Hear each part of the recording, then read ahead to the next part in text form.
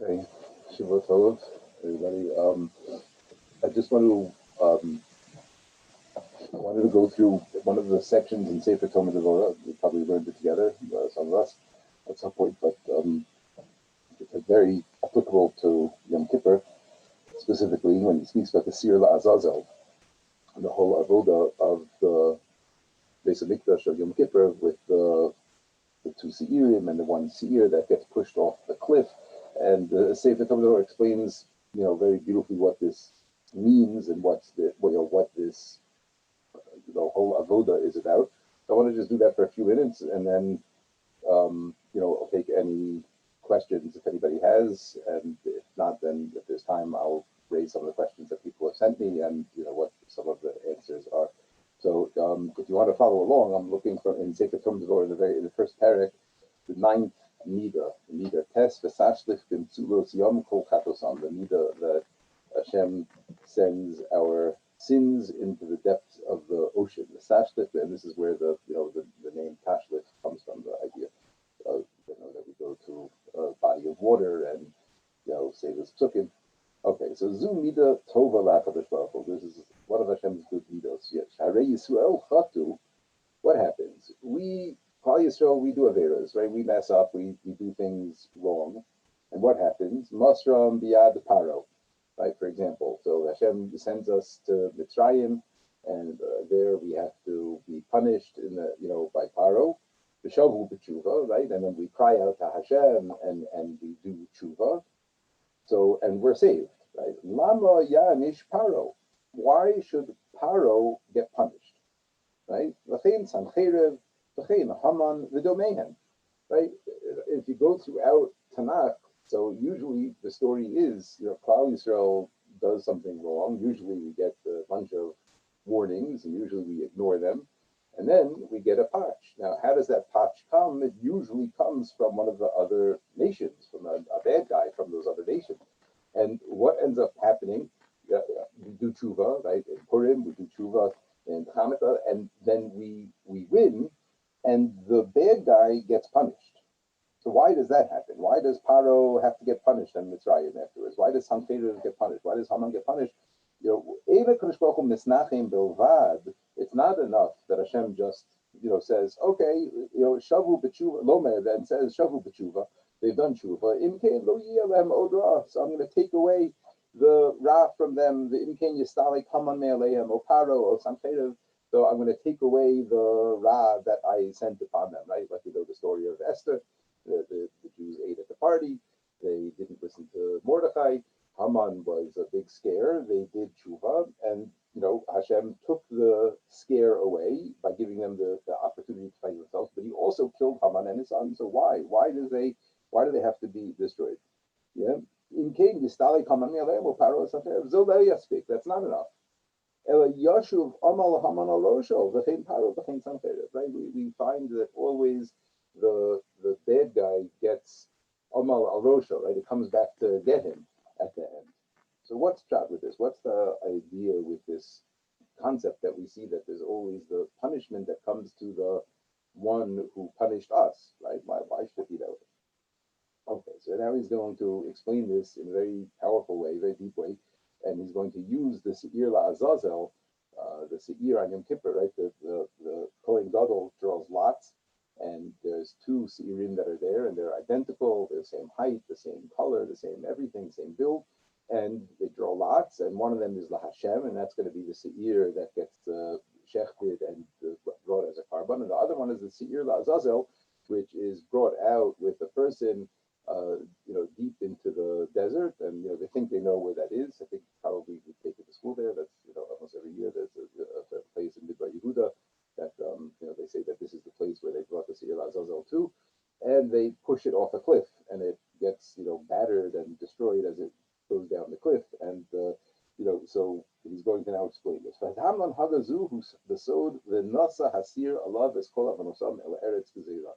So the understanding of this concept of why Haman has to get punished in the end, so it's based on the secret, the sod of the idea that the pasuk tells us, the nasa hasir alav, the seir, this goat, carries on it kol avonosam, all of the sins of Klal Yisrael ala Eretz Gezerah, to a barren land, to this place. Okay, upirusho, and what does that mean? Shesair no se avonos mamish. The seir, it's actually what's happening. The averos are transferred onto that seir, which is going to explain to us in a minute. Yeah, and the averos go out with that seir into the desert and die with that seir. This is really hard to understand, right? Yisrael chatu v'hasir say, what I spoke lashon hara and I ate not kosher and I did this and I did that, and this goat is gonna take it, take it from me, and how does that work? Okay, so he's again, he started with initial question about the Rishayim, Haman and Sancheiriv and Paro. Why do they need to get punished? Now he's saying, in order to understand that, we need to understand the Seir Lazazel, and he's asking a question: what's the shot with this thing, the Seir Lazazel that takes our Averos? How does that happen? That I should do an Avera and the Seir should take it? Okay, Ela Hamida Hikach. Okay, so now he's going to explain to us how this all works. And now we're really going to understand what tshuva and kaparah means. What does it really mean when we are coming to Hashem and asking for kaparah and asking to be ha'adam misvada? We do vidui, right? That's by Yom Kippur. There's vidui that's done on the seir. Nowadays we do vidui. So what is vidui? The kavanaso bevidui, when a person says vidui, right? When we are saying we're pleading guilty. I just thought of this right now. I never thought of it before. That lashon, right? We are pleading guilty. The lekabel alavatara. We are accepting upon ourselves what comes, whatever is going to be. Right? That's what happens when a person pleads guilty. They there's going to be some sort of a consequence. It's not that they plead guilty and then that's it. Oh, good boy, you're a good boy because you said you did the thing. So now, okay, good for you.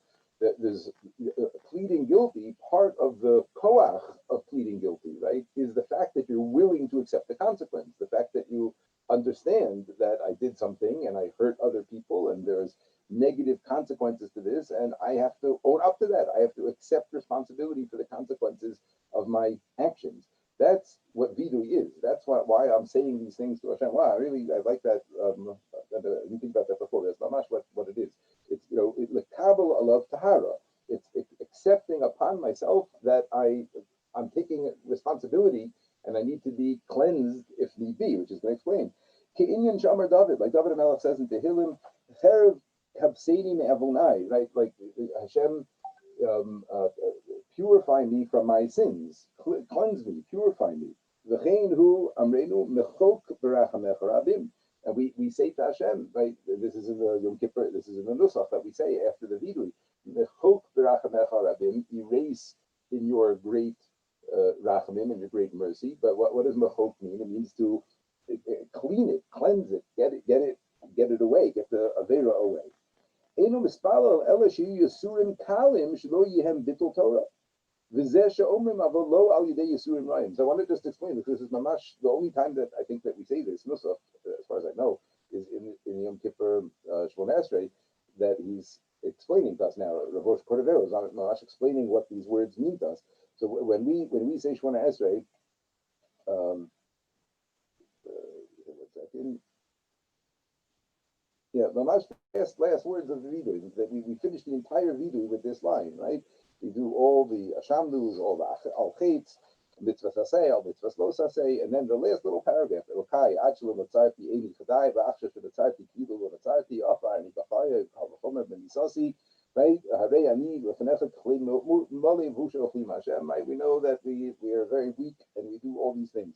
You hear it's all l'fanecha, Hashem Elokai, v'Elokai l'sai, shelo echata od. Okay, Hashem, please help me out. Help me that I shouldn't do more averos.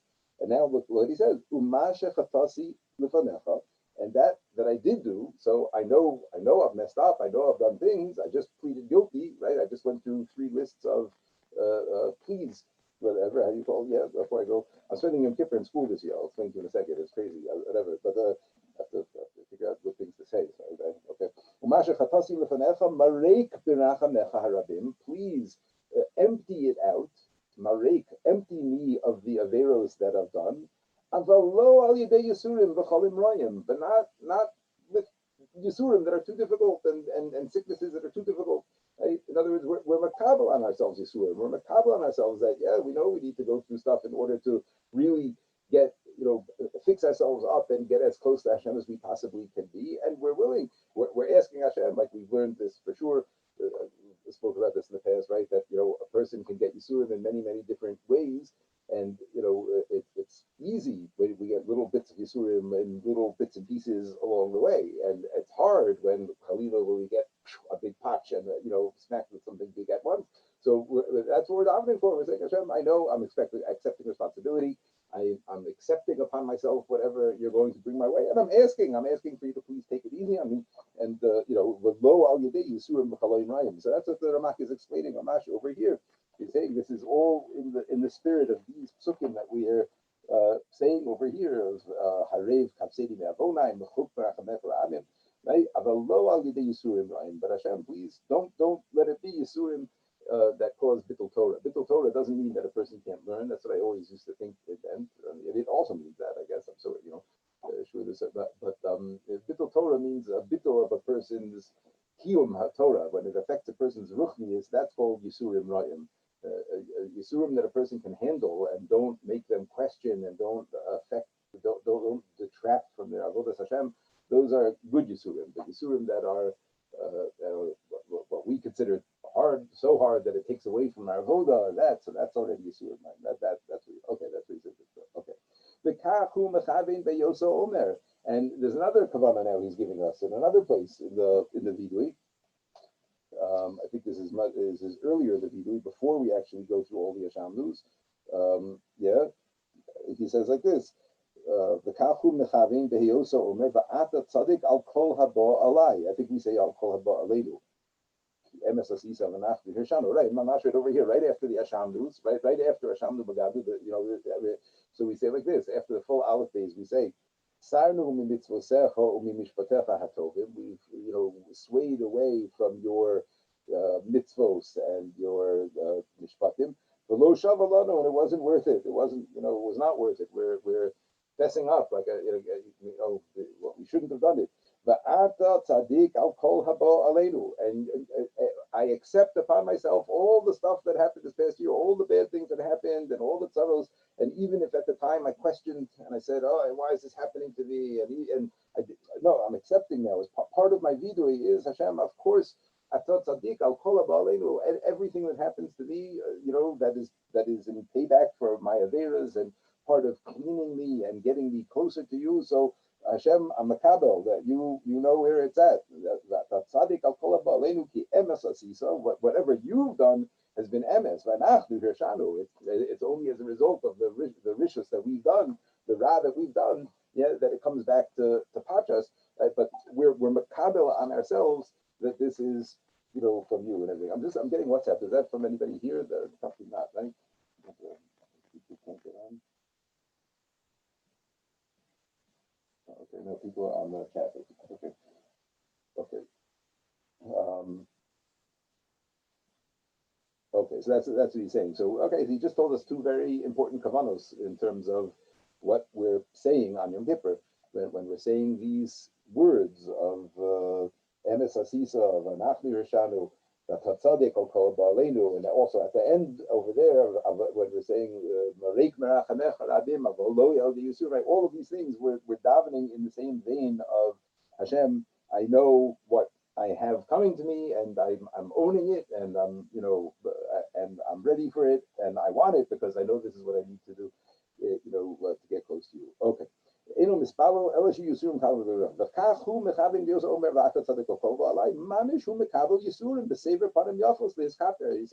what it is. That we all know the stuff that's going to happen. So we could either have it happen to us and be upset and fight it, or we could say, Hashem, I know you know what you're doing, and I'm trusting you, and I'm going with you, and that's what we're saying. The kadol yisurim b'sefer panim yafos. But he's got there, right? Like when we learned the sefer panim yafos, it means that the ratzon. Like I, of course, nobody wants yisurim. Nobody wants yisurim. At the same time, in the context of asking Hashem to cleanse me, accepting that I know that Yisurim are part of the process, and I'm therefore makabel that, and I accept that, and I'm going to be okay with it. So that's like a massive madrega, right?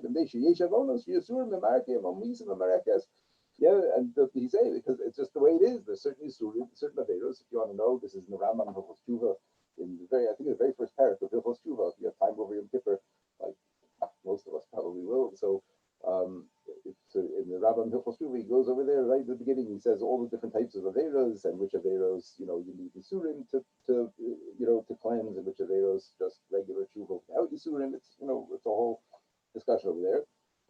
But that's what he's saying over here. The kachi amida miyad. Oh, okay, fine. The kachi amida, and this is what happens. Okay, so I just said vidui, right? Tonight, actually this afternoon by mincha already, right? We're going to daven this whole vidui. So I just said vidui, and in the process of vidui, like I said, I pleaded guilty. I pled guilty, and I accept upon myself the punishment, whatever the punishment that's coming my way. So now what happens? What happens to me? Miyad shezeh misvada b'tfilaso. Right? As soon as he has been mizvada in his tefillah, upirshu bezoar b'parshas betuli shu chelek samel ke'ena sahir. Right? What happens? Ma'u chelko HaKadosh Baruch Hu gozer alav yisurim umiyad mizdamin sham samel v'holech v'go v'chovo v'harei nosei haseir ha'avonos. He's explaining what's happening with the seir la'azazel. When a person is saying, and this again, well, to explain how this relates to us, let's first talk about the seir. So let's picture ourselves in the base of Mikdash. The Kohen Gadol does smicha on the seir, and he transfers the averos of Klal Yisrael to the seir. Now, but what's the mechanism of the transfer? It's not a magical thing. It's not or even just a spiritual thing that he says some psukim and then the averos transfer. No, it's each individual's vidui that transfers his averos from himself to the seir via the acceptance of Yisurim. That's mamash what it is. Via the person saying, I know that I have something coming to me that's going to cleanse me of these averos. That itself cleanses me of the averos. That itself is what separates the averos from me and lets them go onto the seir. And he says like some Kabbalistic aspect of it here that the devil or the whatever you want to call it, the what do they call him, the Satan, Malachamada, whatever that entity. So he's like excited when he gets the seir because he's like, oh look at this treasure trove of averos I got now, and look, I'm gonna be so busy this year with all this payback. So he's all excited.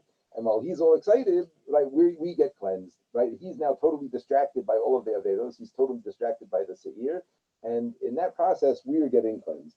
Yeah, so that's the Shakadosh Baruch Hu goes there. I love Yisurim Hashem.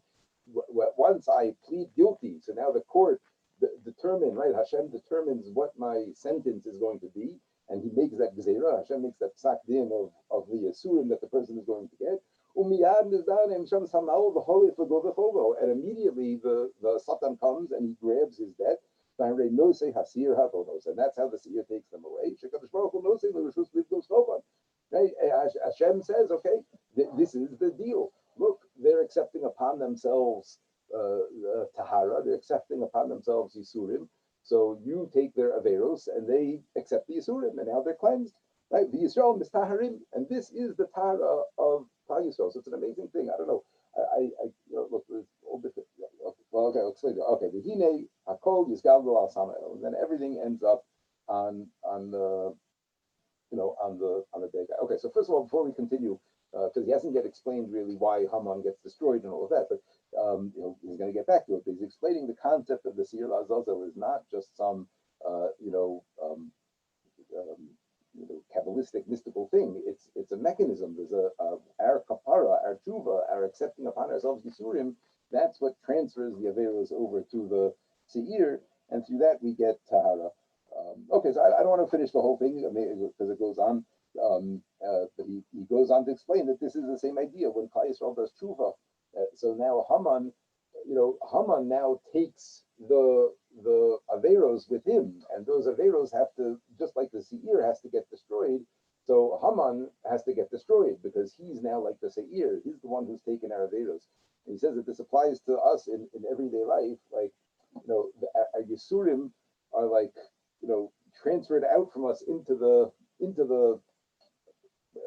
difficulty, and not our Yisurim, our Averos, into the Yisurim. Like into a car crash or whatever, a chas v'shalom or a fender bender or the wrong, whatever frustration, it's that like takes that's called Yisurim. That's what's like taking our Averos, out from us, and that whole process is set up on Yom Kippur, and that's what these tefillos are all about. Okay, so I just wanted to say that.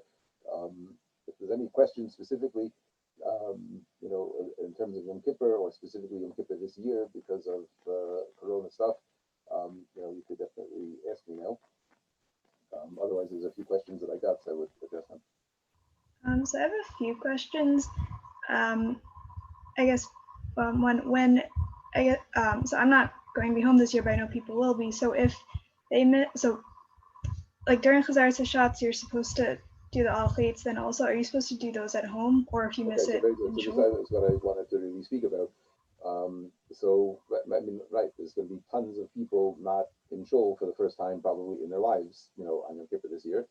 And I don't know what's like in America, but it's even more so than on Rosh Hashanah over here. Rosh Hashanah, they opened the shuls, and there was a tremendous outbreak now. Spike, there was 50,000 new cases over the past week or so. It was like been a very, very big spike. So this past Shabbos, all the shuls were closed in Israel. Shabbos Shuvah, there were no shuls open officially.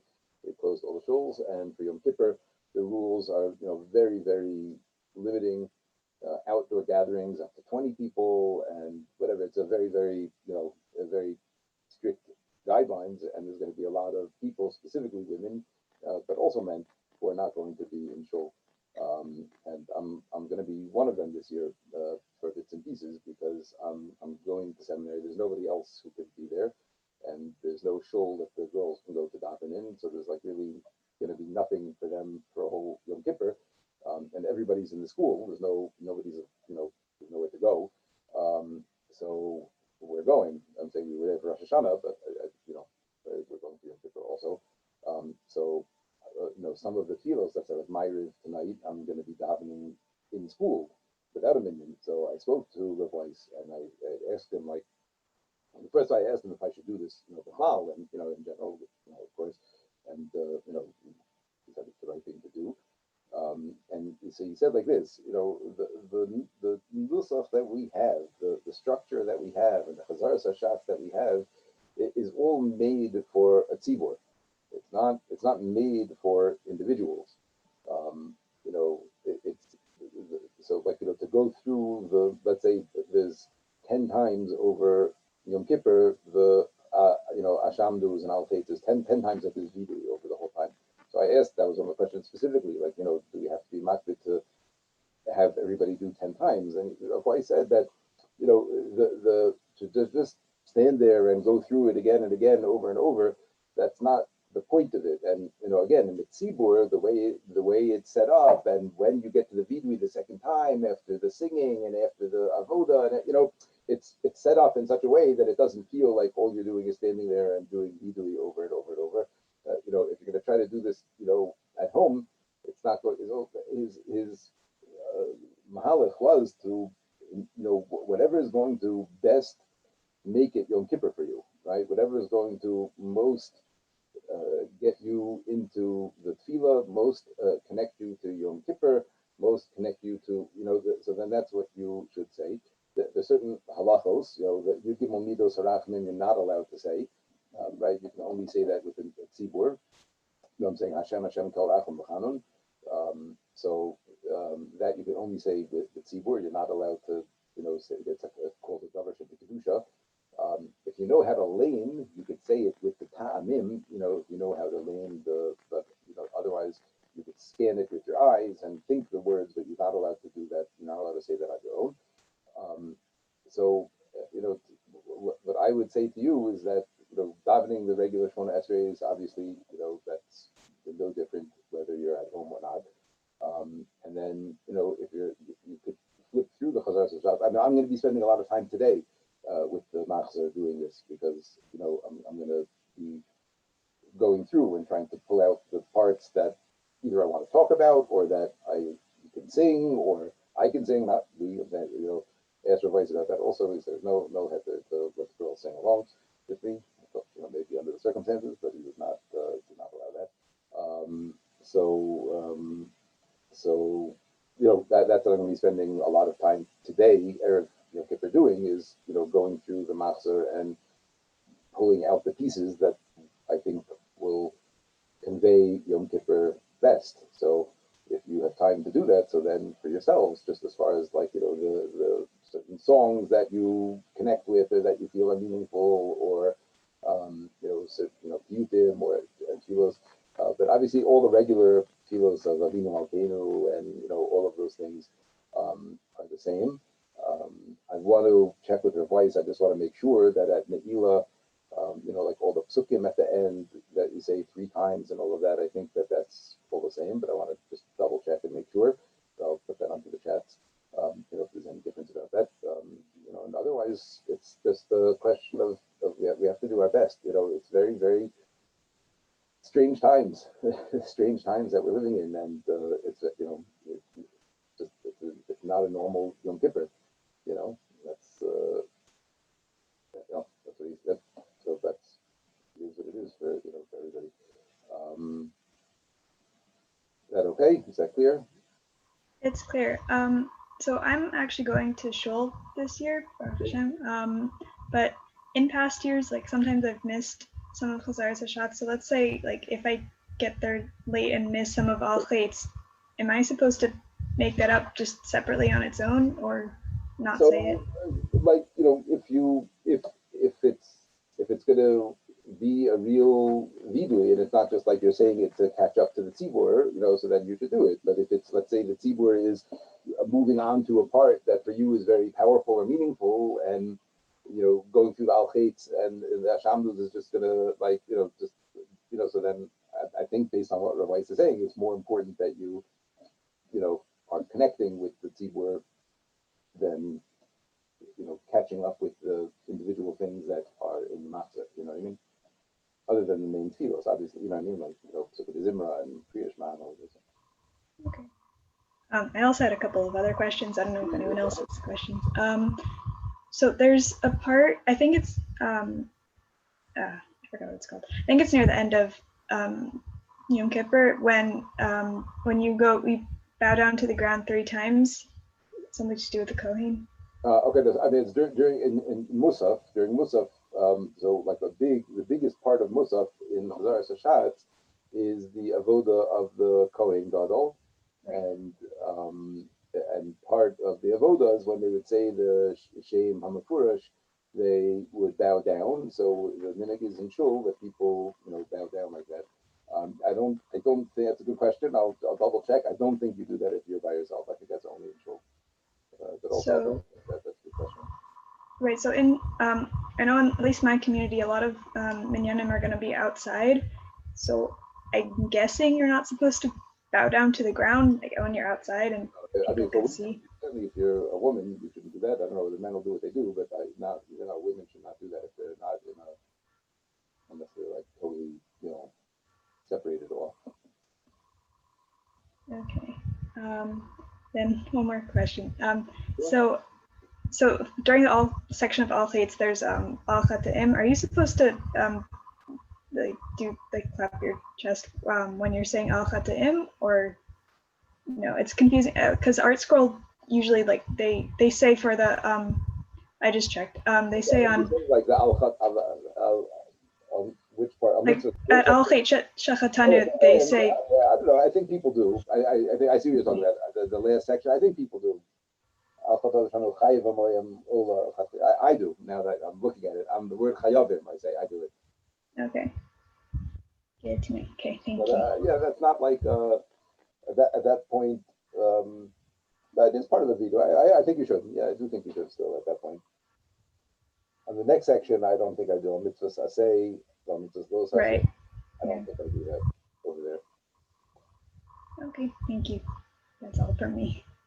Okay. Okay, anything else? There was a couple of questions on the chat that I wasn't sure if I got to over here or not.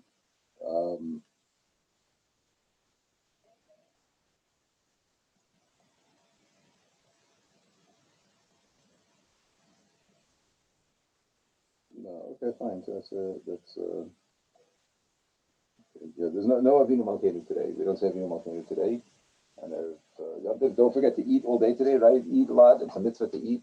It's a mitzvah to eat today. Mitzvah to araisa, mamash. Every time you eat today, being kind of mitzvah, starting in the morning. I don't think it starts before the sun rises. But okay, you should have a simchadik Yom Kippur. You should have a Yom Kippur full of closeness to Hashem, and it's like, I'm trying to see it as an opportunity. The truth is, it's like I said, it's strange. I'm going to be davening Shacharis, hopefully, and Musaf, hopefully, with a minyan. I'm not sure where, but I'll find one, hopefully Vasikin, and then I'm going to go to school. But I'm trying to, it's like when you ever have the opportunity to sort of make your own Yom Kippur, like for people who are not going to shul. So with some advanced, sort of planning today, and charting out the tefillos you want to look at and what you want to do, and so it's like you could sort of spend as much time as you want on things and look into the piyutim for real, and not feel like, oh, I really wanted to read about that, but then I'm always rushing, and certainly after Yom Kippur, no one's going back and opening up their art scroll and reading the little section underneath. You know what I mean? So you have an opportunity to. This is what I'm going to try to do in school. I'm going to try to use this as an opportunity to take the girls through Yom Kippur davening and explain to them important things, so that they're going to have this with them for the rest of their lives. You know what I mean? I'm going to go through the whole Yom Kippur avoda with them. That whole Amitz Koyach. I want to go through it with them. You know what I mean? What else are we going to do? It's not going to be mandatory, but I don't. But to me, that's like you have an opportunity to do something valuable that you could take with you to many Yom Kippurs in the future. By spending some more time on the parts of tefillah that you feel like you connect with, and that's what I'm hoping to do. All right, we should all have a wonderful Yom Tif, good Yorm, and we'll be in touch after. Hashem. Have a great Yom Tif. Bye bye, everybody. Thank you.